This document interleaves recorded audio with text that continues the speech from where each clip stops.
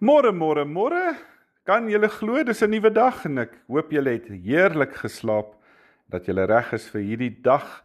Mag julle eer gee aan ons hemelse Vader wat vir ons deur Jesus kom wys het hoe lief hy vir ons is. Is lekker om vanmôre saam met julle te kuier en ek hoop jy het koffie en ek hoop jy was jou gesig en maak reg vir die dag. Maak jou vensters oop, dis al mooi vroeg lig. Jy kan eintlik al die son se opkoms en strale begin beleef deur jou kamer. Is so wonderlik, dit is so lekker om elke môre deur die Here wakker gemaak te word met hierdie verwagting, met hierdie hoop, wat gaan hy in hierdie dag vir ons bring. Ek wil graag vanmôre lees een enkele vers en as ek die vers gelees het, sal julle presies weet waaroor dit gaan. Markus 4 vers 3 sê, 'n saaiër het eendag gaan saai. Ja, dis die begin van een van Jesus se gelykenisse, nê, die gelykenis van die saaiër. Nou weet julle, dit het my vanoggend laat dink, weet julle, saad is eintlik so oud soos wat die skepping is, nê? Lank voordat boere al saad gesaai het, het die natuur dit klaar self gedoen. Almal het iewers iets op 'n spesifieke plek al gesaai of geplant. Om te saai is 'n aktiwiteit van hoop. Jy saai, jy hoop op 'n goeie oes, jy vertrou op die natuur om die wonderwerk van groei te bewerkstellig. En weet julle, Galilea, waar Jesus hierdie gelykenis vertel het, was 'n baie heuwelagtige landstreek en daar was baie grond en daar was genoeg reën waar jy goeie oeste kon verwag, sonder dat die aarde baie vrugbaar hoef te gewees het.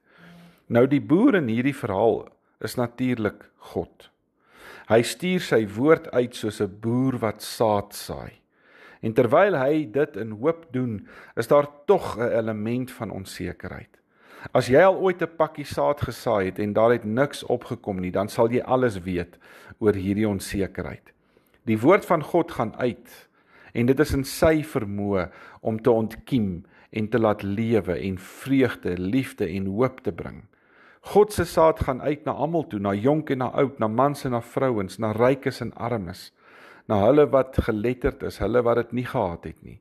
Dit gaan uit deur die gesproke woord in verskillende situasies, dit gaan uit as die geskrewe woord en dit gaan uit deur leerstellings uit die skrif. En weet julle, God se woord gaan ook in 'n persoonlike vorm uit.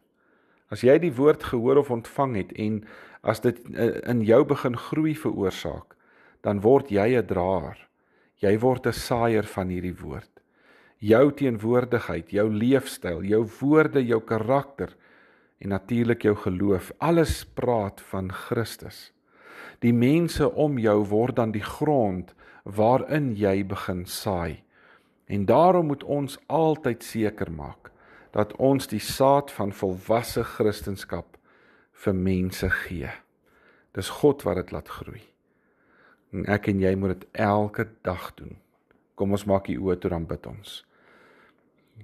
Here Jesus, kom vermenigvuldig u woord oor die ganse wêreld heen.